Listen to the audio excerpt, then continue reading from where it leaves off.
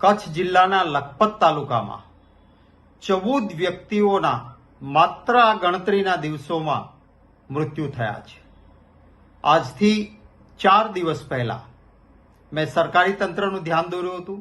જ્યારે આ રોગની શરૂઆત થઈ હતી, લોકો હોસ્પિટલમાં જવા લાગ્યા હતા અને 2 મૃત્યુ થયા હતા કે તરત જ સરકારનું પણ ધ્યાન દોર્યું, જવાબદાર અધિકારીઓનું પણ ધ્યાન દોર્યું, પરંતુ કોઈ જ ગંભીરતા નહીં લેવાવાના કારણે આ ગણતરીના જ દિવસોમાં કચ્છ જિલ્લાના લખપત તાલુકાના બેખડા, સાંધ્રો, મોરનગર, મેડી, ભારાવાંઢ, વાલાવારી અને લાખાપાર ગામોમાંથી 14 વ્યક્તિઓના મૃત્યુ થયા છે.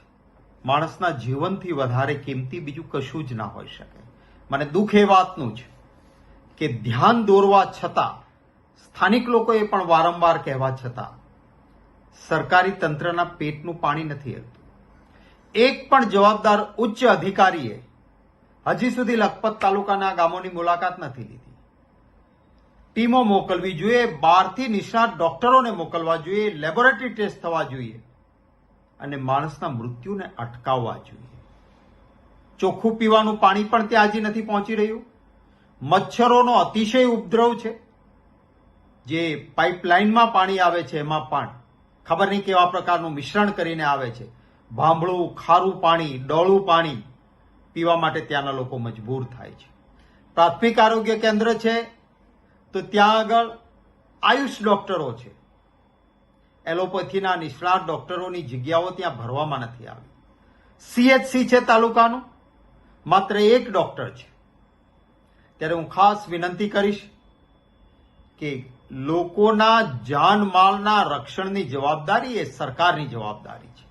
આ પ્રકારની લિફાફોફી ન ચાલે. માનનીય મુખ્યમંત્રીશ્રીને વિનંતી છે કે તાત્કાલિક સિનિયર અધિકારીઓને ત્યાં મોકલો, પરિસ્થિતિને કાબૂમાં લો.